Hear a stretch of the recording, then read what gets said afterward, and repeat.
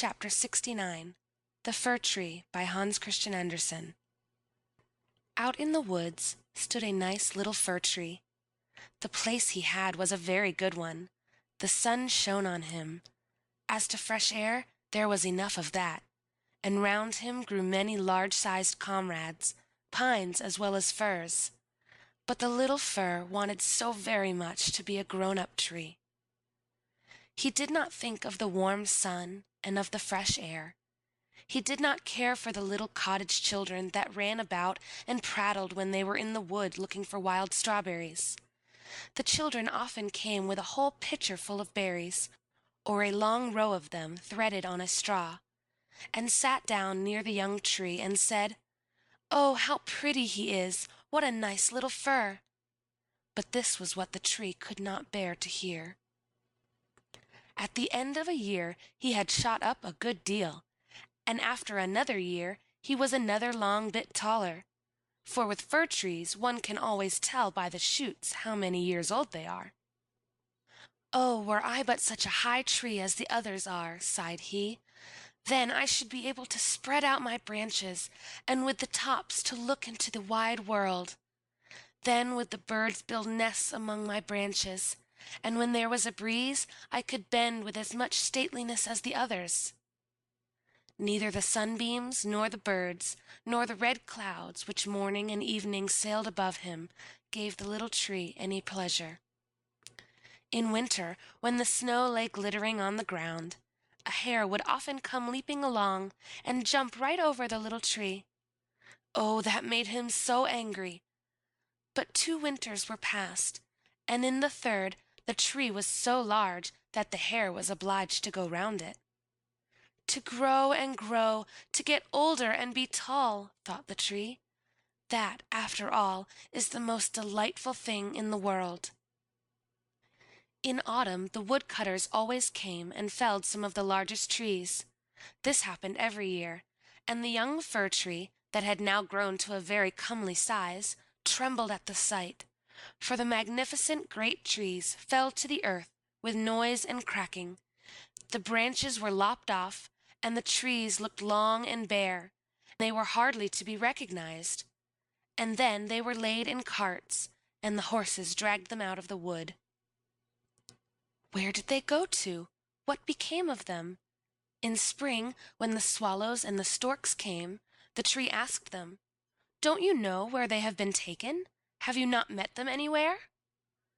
The swallows did not know anything about it, but the stork looked musing, nodded his head, and said, "Yes, I think I know.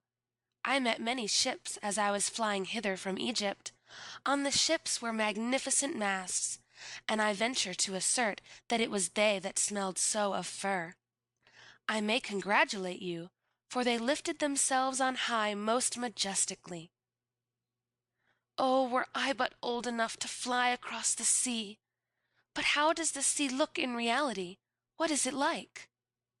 "That would take a long time to explain," said the stork, and with these words off he went. "Rejoice in thy growth," said the sunbeams. "Rejoice in thy vigorous growth, and in the fresh life that groweth within thee." And the wind kissed the tree, and the dew wept tears over him, but the fir understood it not.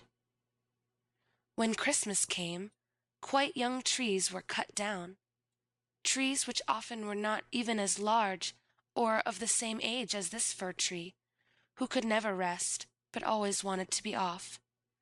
These young trees, and they were always the finest looking, retained their branches. They were laid on carts, and the horses drew them out of the wood.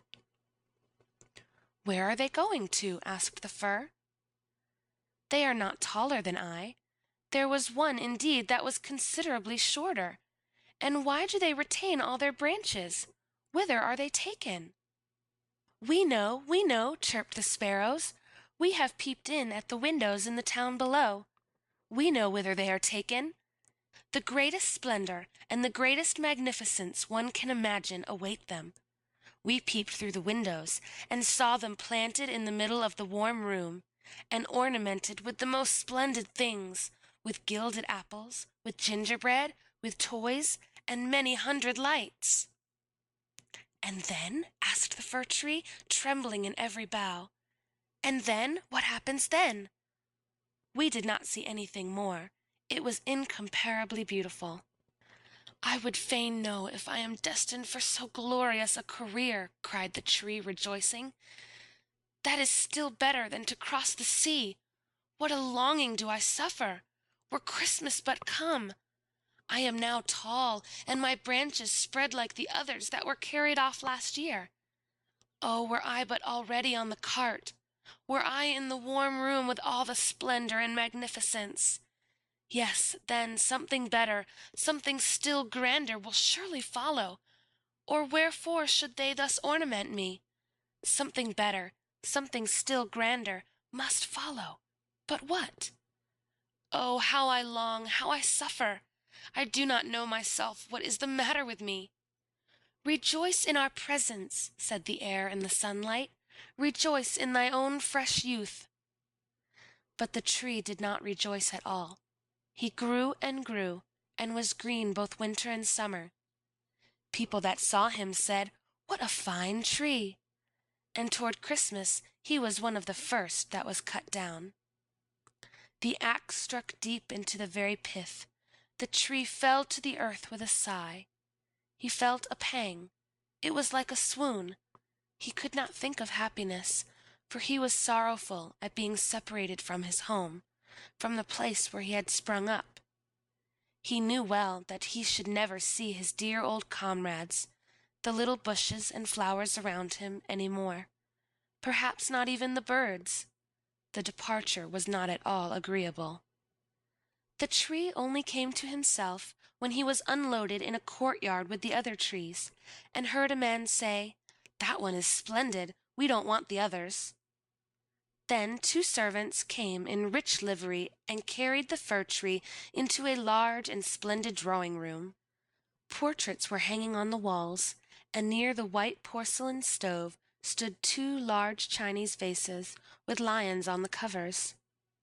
There, too, were large easy-chairs, silken sofas, large tables full of picture books, and full of toys worth hundreds and hundreds of crowns. At least the children said so. And the fir tree was stuck upright in a cask that was filled with sand. But no one could see that it was a cask, for green cloth was hung all around it, and it stood on a large, gaily colored carpet. Oh, how the tree quivered! What was to happen? The servants, as well as the young ladies, decorated it. On one branch there hung little nets cut out of colored paper, and each net was filled with sugar plums. And among the other boughs gilded apples and walnuts were suspended, looking as though they had grown there, and little blue and white tapers were placed among the leaves. Dolls that looked for all the world like men, the tree had never beheld such before, were seen among the foliage, and at the very top a large star of gold tinsel was fixed. It was really splendid, beyond description splendid. "This evening," said they all, "how it will shine this evening!" Oh, thought the tree, if the evening were but come, if the tapers were but lighted, and then I wonder what will happen. Perhaps the other trees from the forest will come to look at me. Perhaps the sparrows will beat against the window panes. I wonder if I shall take root here, and winter and summer stand covered with ornaments. He knew very much about the matter, but he was so impatient that for sheer longing he got a pain in his back, and this with trees is the same thing as a headache with us. The candles were now lighted. What brightness! What splendor! The tree trembled so in every bough that one of the tapers set fire to the foliage. It blazed up splendidly. "Help! Help!" cried the young ladies, and they quickly put out the fire. Now the tree did not even dare tremble. What a state he was in!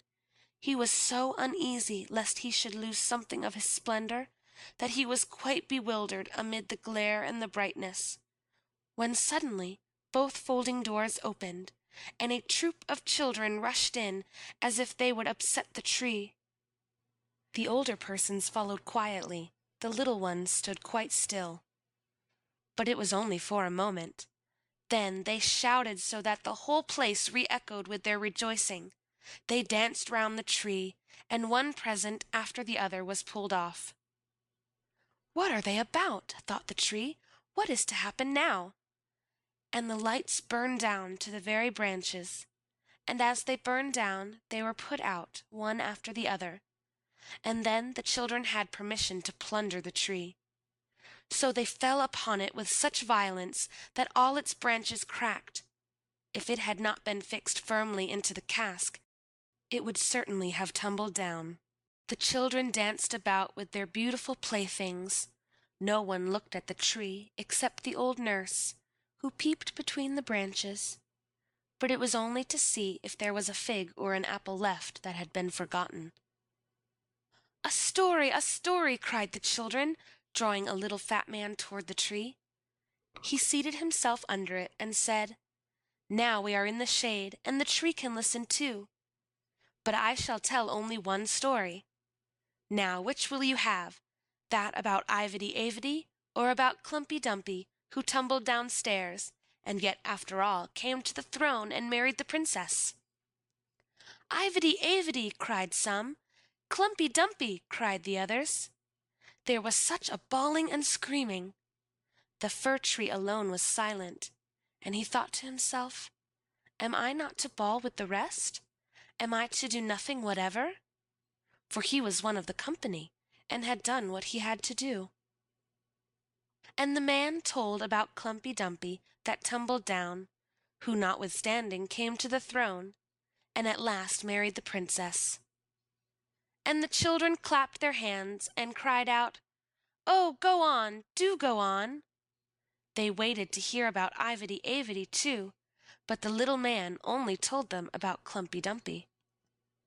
The fir tree stood quite still and absorbed in thought. The birds in the wood had never related the like of this. Klumpy-Dumpy fell downstairs, and yet he married the princess. Yes, yes, that's the way of the world, thought the fir tree, and believed it all, because the man who told the story was so good-looking. Well, well, who knows? Perhaps I may fall downstairs too, and get a princess as wife. And he looked forward with joy to the morrow, when he hoped to be decked out again with lights, playthings, fruits, and tinsel. "I won't tremble tomorrow," thought the fir tree. "I will enjoy to the full all my splendor. Tomorrow I shall hear again the story of Klumpy-Dumpy, and perhaps that of Ivedy-Avedy too." And the whole night the tree stood still and in deep thought. In the morning the servant and the housemaid came in. "Now then, the splendor will begin again," thought the fir. But they dragged him out of the room, and up the stairs into the loft, and here, in a dark corner, where no daylight could enter, they left him. "What's the meaning of this?" thought the tree. "What am I to do here? What shall I hear now, I wonder?" And he leaned against the wall, lost in reverie.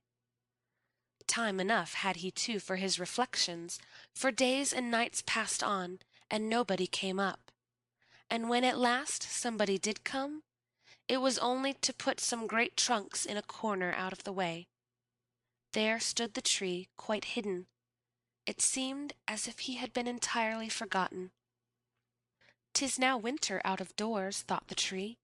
"The earth is hard and covered with snow. Men cannot plant me now, and therefore I have been put up here under shelter till the springtime comes. How thoughtful that is! How kind man is, after all! If it only were not so dark here, and so terribly lonely. Not even a hare. And out in the woods it was so pleasant when the snow was on the ground, and the hare leaped by. Yes, even when he jumped over me, but I did not like it then. It is really terribly lonely here." "Squeak, squeak," said a little mouse at the same moment, peeping out of his hole. And then another little one came. They snuffed about the fir tree, and rustled among the branches. "It is dreadfully cold," said the mouse. "But for that, it would be delightful here, old fir, wouldn't it?" "I am by no means old," said the Fir Tree. "There's many a one considerably older than I am." "Where do you come from?" asked the mice, "and what can you do?" They were so extremely curious. "Tell us about the most beautiful spot on the earth. Have you never been there? Were you never in the larder, where cheeses lie on the shelves, and hams hang from above, where one dances about on tallow candles, that place where one enters lean and comes out again fat and portly?" "I know no such place," said the tree, "but I know the wood, where the sun shines, and where the little birds sing." And then he told all about his youth, and the little mice had never heard the like before, and they listened and said, "Well, to be sure! How much you have seen! How happy you must have been!" "Ay," said the Fir Tree, thinking over what he had himself related. "Yes, in reality those were happy times." And then he told about Christmas Eve, when he was decked out with cakes and candles. "Oh," said the little mice, "how fortunate you have been, old Fir Tree." "I am by no means old," said he. "I came from the wood this winter. I am in my prime, and am only rather short for my age." "What delightful stories you know!" said the mice. And the next night they came with 4 other little mice, who were to hear what the tree recounted. And the more he related, the more plainly he remembered all himself, and it appeared as if those times had really been happy times. "But they may still come! They may still come! Klumpy Dumpy fell downstairs, and yet he got a princess." And he thought at the moment of a nice little birch tree growing out in the woods. To the fir, that would be a real charming princess. "Who is Klumpy Dumpy?" asked the mice. So then the Fir Tree told the whole fairy tale, for he could remember every single word of it, and the little mice jumped for joy up to the very top of the tree. Next night 2 more mice came, and on Sunday 2 rats even. But they said the stories were not interesting, which vexed the little mice, and they too now began to think them not so very amusing either. "Do you know only one story?" asked the rats. "Only that one," answered the tree. "I heard it on my happiest evening, but I did not then know how happy I was." "It is a very stupid story. Don't you know one about bacon and tallow candles? Can't you tell any larder stories?" "No," said the tree. "Then good-bye," said the rats, and they went home. At last the little mice stayed away also, and the tree sighed. "After all, it was very pleasant when the sleek little mice sat round me and listened to what I told them. Now that too is over. But I will take good care to enjoy myself when I am brought out again." "But when was that to be?" "Why, one morning there came a quantity of people and set to work in the loft. The trunks were moved, the tree was pulled out and thrown, rather hard it is true, down on the floor, but a man drew him toward the stairs, where the daylight shone. Now a merry life will begin again, thought the tree. He felt the fresh air, the first sunbeam, and now he was out in the courtyard. All passed so quickly, there was so much going on around him, that the tree quite forgot to look to himself. The court adjoined a garden, and all was in flower. The roses hung so fresh and odorous over the balustrade. The lindens were in blossom. The swallows flew by, and said, "Quirrivit, my husband is come." But it was not the Fir Tree that they meant. "Now then, I shall really enjoy life," said he exultingly, and spread out his branches. But alas, they were all withered and yellow. It was in a corner that he lay, among weeds and nettles. The golden star of tinsel was still on the top of the tree, and glittered in the sunshine. In the courtyard some of the merry children were playing, who had danced at Christmas round the Fir Tree, and were so glad at the sight of him. One of the youngest ran and tore off the golden star. "Only look what is still on the ugly old Christmas tree," said he, trampling on the branches, so that they all cracked beneath his feet. And the tree beheld all the beauty of the flowers and the freshness in the garden. He beheld himself, and wished he had remained in his dark corner in the loft. He thought of his first youth in the wood, of the merry Christmas Eve, and of the little mice who had listened with so much pleasure to the story of Klumpy Dumpy. "'Tis over, 'tis past," said the poor tree. "Had I but rejoiced when I had reason to do so! But now 'tis past, 'tis past." And the gardener's boy chopped the tree into small pieces. There was a whole heap lying there. The wood flamed up splendidly under the large brewing copper, and it sighed so deeply. Each sigh was like a shot. The boys played about in the court, and the youngest wore the gold star on his breast, which the tree had had on the happiest evening of his life. However, that was over now. The tree gone, the story at an end. All was over. Every tale must end at last. End of chapter 69.